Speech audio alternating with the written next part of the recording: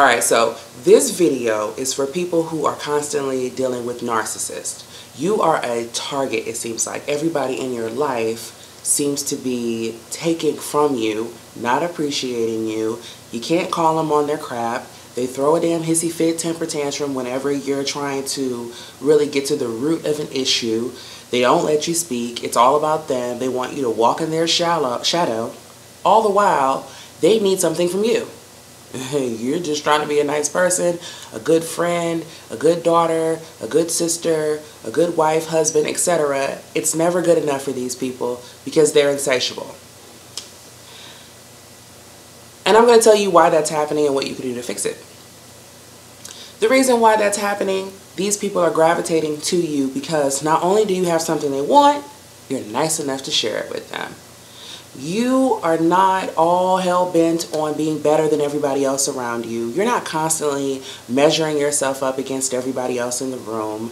When somebody asks you for something, you know, hey, can I borrow a pen? If you got an extra pen, you just give it to them. You don't think anything of it. You're not the type of person to say, remember last Tuesday at 4 p.m. when you needed my pen? Yeah, so now you owe me this. And when people realize you're not that kind of person, when they realize it and they are a user, the user is going to be like, let me cozy up to this person here because they're generous, right? I mean, users don't do well with other users and people that are stingy. What are they going to get out of that? Nothing.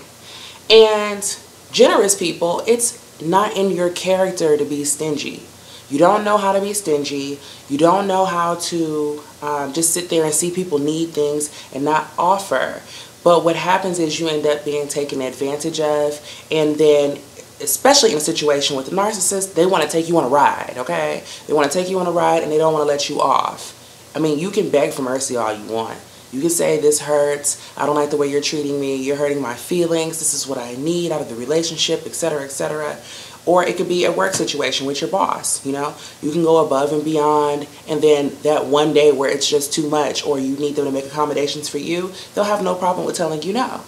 And that's the kind of stuff that just burns you out, the people who are givers. My father used to always say, you never kill the goose that lays the golden eggs. You can take all the golden eggs. You can steal all the golden eggs, but if you kill the goose that lays the golden eggs, then you don't have any more golden eggs. That makes sense, doesn't it? Real simple, right? Well, the narcissist does not understand that concept. They don't think they can kill the goose. They think there is an unlimited supply of golden eggs, and then when you finally have had enough and you get up and walk away, they go on and they look for their next supply. And they're mad at you on top of that, okay? So this is happening because you're a generous person. What you need to do about it, though, is you need to stop compromising so much with what you need from other people, okay? You need to stop lowering your standards. And this is something that is very useful, especially today, where there are a lot of people bragging about really superficial things. Okay, these women will go out here and get plastic surgery. They will buy a booty and then brag about the booty they bought as if we couldn't all have that booty for the same price. As if we didn't all go to the same doctor. You know what I mean? I saw Black China and Nicki Minaj standing next to each other yesterday. They look like the same person. They have had the same surgeries. They look damn near identical. It's hilarious, right? So it's like, what about that is unique? There's nothing unique about that. Right? And so if you're not one of those type of people who has the energy or even the wherewithal to even try to compete with that type of just shallow, basic ass mentality, if you're not one of those people, it's very easy to kind of shrink yourself. You shrink yourself, dimming your light, and especially if you're dealing with narcissists, they are never going to acknowledge your accomplishments because they cannot acknowledge where you're better than them. Their whole mission is to make themselves look, appear, seem better than everybody else. They want to believe it themselves so they can really walk the walk and talk the talk. But people who are really confident are not trying to prove that they're better than other people all the time, right? So it's a really strange dynamic because the people who have the right to be bragging and acting an ass are not the ones who are doing it. The people who are very insecure and don't have nothing to brag about are the main ones out here bragging all the damn time. And I'm so bad and I'm so this and I'm so hot, whatever. And I've even asked myself, like, do I need to act like that too for you to recognize that I'm not the one for you to try to take advantage of, you know? But it's just, it feels really awkward and unnatural. But the main crux of the issue is you want people to value and respect what you bring to the table. And how you do that is by not accepting less. You really have to know what your worth is, and you just got to say no up front. You know, in 2017, young people, all that internship shit, cut that internship shit out. Don't even do it. If there's one thing I could go back and tell my younger self, don't do no internships. These people never appreciate you coming in early, staying in later, doing more work, going above and beyond, breaking your back. This group of people now, these people, this day and age, they don't appreciate that because they don't value hard work. Okay, we inherited a interesting time, and the people who are in charge right now, these are a lot of spoiled ass brats who have received a lot of things through nepotism, affirmative action. A lot of people that got a lot of help and a lot of handouts that ain't around no more, and they don't remember none of that. Okay, so you're out here busting your ass, paying your dues. And your assumption is that the people in charge of you pay their dues. They did, but they did it though. But they did it. They didn't. And they don't appreciate you paying your dues. Don't take the lowball job to work your way up. Don't do that shit no more. Like, honestly, know what your worth is, know what you want, and then you go look for what you want and don't accept anything else. In the same way that you should do in a relationship. In the same way that if you expect a man to open the door for you or to come to the door and ring the doorbell instead of honking the horn, well, that's the same thing you want to do with your friends, your family member, etc. Okay? So if your relatives want you to come visit them or something like that, but they're not willing to accommodate you the same way that you would accommodate yourself, you know what I mean? Like, no, I'm not going to come sleep on your couch. If you don't have a guest room with a TV in it, boo, I can't come visit you. Because at my house, I'm comfortable. So I'm not going to go and be uncomfortable, because I'll go in your house and be uncomfortable, which is strike one. And then you will continue to do things that are not to my standards. You won't feel bad about it. You know what I'm saying? But then we'll have the nerve to be mad at me because I didn't put something back the way you like it, or people find little petty shit to be upset about, just as an example. Okay? What's another example I could give you? A lot of times, because I do these YouTube videos, my channel is pretty diverse, okay? We get into some very interesting topics, right? So somebody might see the way I'm talking, maybe we might be talking about, you know, pop culture or what's going on reality TV or whatever the case is. I might cuss a little bit or to make my point or whatever. Somebody might see that and just assume that they can approach me informally but be asking me to do something for them at the same time.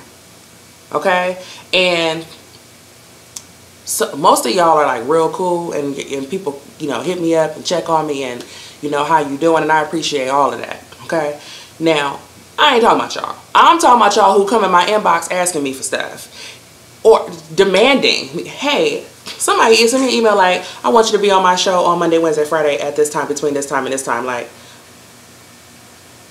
oh, and it's free. I mean, it's like the audacity, right? Now, me being my general nature, though, is to be like, oh, well, what are you working on? Okay, well, you know what? That's interesting. I have the time. You know, I can contribute with very little effort and help to. But then the thing is like, but then will you value that? Because maybe you ain't paying attention. Maybe you don't understand that when you work with me, you're not just getting somebody who has some subscribers on YouTube or somebody who knows how to just run their mouth and talk. No, I do have a bachelor's degree in media management. I did go to the Scripps Howard School of Journalism and Communications. I do have a master's degree in counseling. I have worked for MTV and Viacom and MySpace and all this. You know what I mean? I have helped artists to do all kind of stuff that I don't even like naming names, right? But I have worked on some pretty big projects and that kind of stuff like that. You feel me? And so really by right, like, I know what the hourly is supposed to be. And if I were to, just out the kindness of my heart or boredom or what have you, do business with you anyway, are you going to treat me, even if I give it to you for free, but are you still going to treat me the same way you would if you had to pay me? No, you wouldn't. No, you would not. And this is why I'm not fooling with y'all. This is why. And I'm not even talking about one person in particular, because it's literally been like 10 of them. You know? Or somebody will ask me, hey, come on my show, and I want to interview you. Okay, but then come at me real greasy or real, like, sarcastic, or I ain't gonna name names, but you know, one of these homeboys on YouTube got like 400 or 600,000 subscribers. I guess he thought I gave a shit. My subscribers said that I should interview you because supposedly you're a Trump supporter, right? How is that? How do you, if you're not interested in what I have to say and you don't watch my videos, then why would you want me on your show? Do you expect me to believe that you haven't actually watched my videos? No, your narcissistic ass wants me to give a shit about your followers. You do not want me to recognize what I'm bringing to the table. You want me to think you're doing me a favor, okay? You think I'm gullible enough to go for that shit. And then you want to get me on your platform and treat me any old kind of way. And so therefore, no, I'm not coming on your damn show. You know, sometimes I'm passive aggressive about it because I don't even feel like being back and forth. I'll be like, I'll get back to you. I don't know, I'm sleepy, I'm busy, whatever the hell it is. But like, really, like, but no. And my nature, though, is to help. My nature is to be like, okay, but I have never given somebody the benefit of the doubt and it worked out positively for me.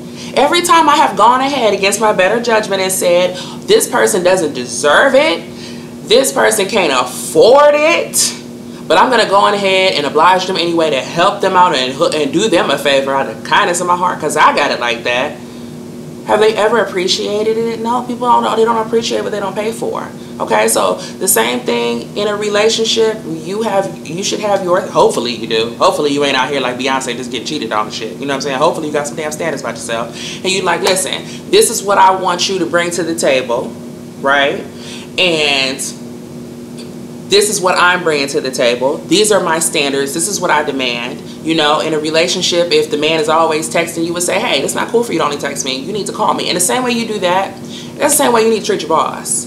That's the same way you need to treat your relatives, especially your relatives. Don't be going out of your way for them, because those are, I mean, really think about it. The people who you feel like are taking advantage of you the most, the people who you feel like are getting the most use out of you, that are causing the most wear and tear, it's your relatives. And I can understand if it's your child, you know, and they're dependent on you, that's a totally different thing.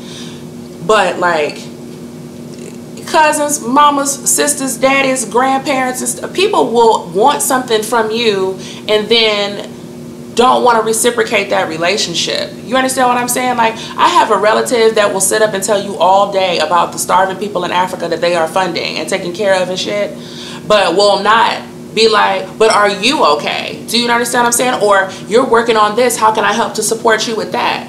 You know what I mean? So I don't know what their real motivation is. If they really think that they're philanthropists, if they're doing stuff just for the sake of whatever the case it is, because I mean, whatever. But the point is that if whatever the case is, I'm not valuable enough for you to invest in me, so then why am I investing my time into you and what the hell you got going on all the time? Out of the kindness of my heart, you know? And women especially, we got to get over worried about what people are going to think about. And yeah, you are going to be a whole bunch of bitches. You're going to be a whole bunch of stuck-up ass bitches. You're going to be a whole bunch of this and that when you are not just letting people walk all over you.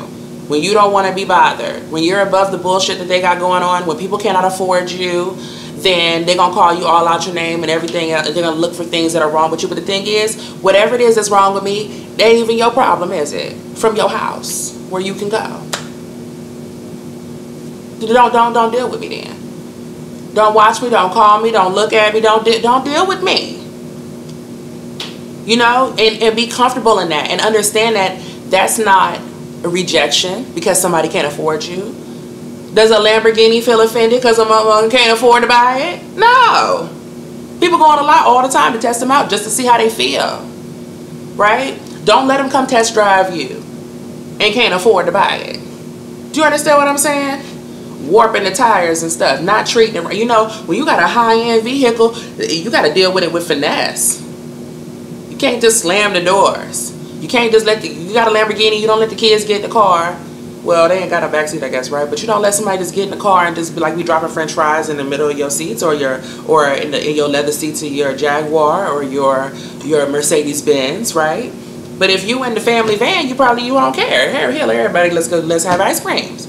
Everybody can't eat ice cream in your high-end vehicle, right? So know what your worth is and treat yourself like that.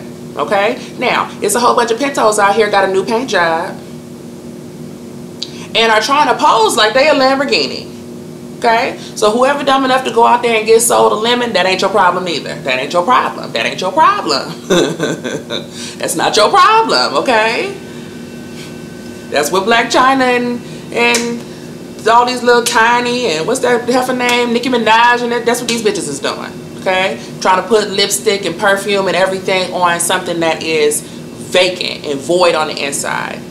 Okay, I don't even want to get on that tangent because I'm going to do another video about that, but there's a lot of people out here who don't have anything going for themselves, nothing real of substance, and they don't have any self-esteem because they know they don't have nothing going on. They don't start anything that they finish.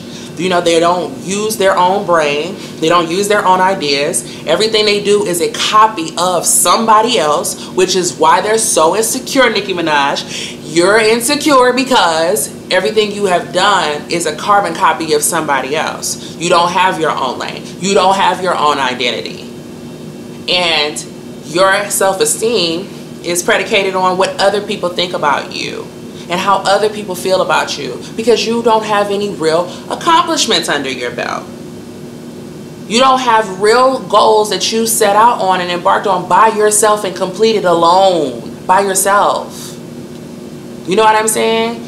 Not without said boyfriend or said baller or said whatever. You know, I'm just using these people as an example. But without somebody coming in and having to do it for you. I mean, how humiliating is that, Black China?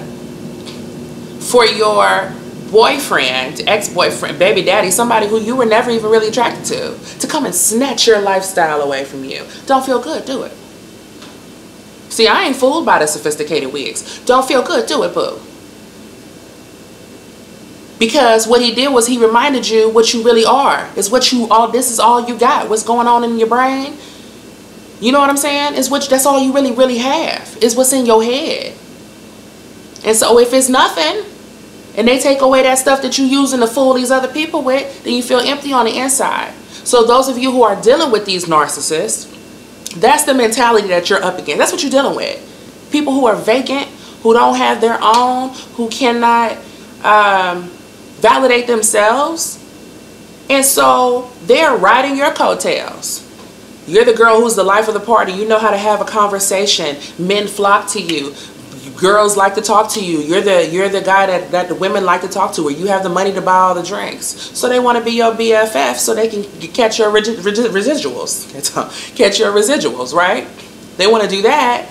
But then you'll hear them tell the story the next day to somebody else as if they're the ones who was the life of the party. Oh yeah, I took him to this party. It was live and I hooked him up with some bad shorties and I had to. I mean, these people will tell the story as if they were the hero. That's what they're using you for. Okay? You're their co-star. You're their best supporting actor. That's what the narcissist wants you to be, is their best supporting actor. Okay? So you got to learn how to just be like, you know what? I'm good. I can go out by myself and do the same thing. You know what I mean? I don't even need you, because really, I'm the one with the juice. Like, if you got the juice, and you know you're the one with the juice, just look at yourself in the mirror and be like, I got the juice. You feel me? Don't let your friends or your family or whoever else who's really just trying to use you and don't want you to know that you're more valuable than the bullshit they're exposing you to, don't let them make you feel like you don't have it going on. Like, we all know, okay? This conversation ain't for everybody, okay? Some of y'all are the Black China in this scenario, okay? And you ain't got the juice. There are some people who got the juice. And people always trying to use you, and it's getting on your damn nerves. And you know what I'm talking about, okay? Alright, so I'll be back soon with something else. I wish a Tokyo Tony would.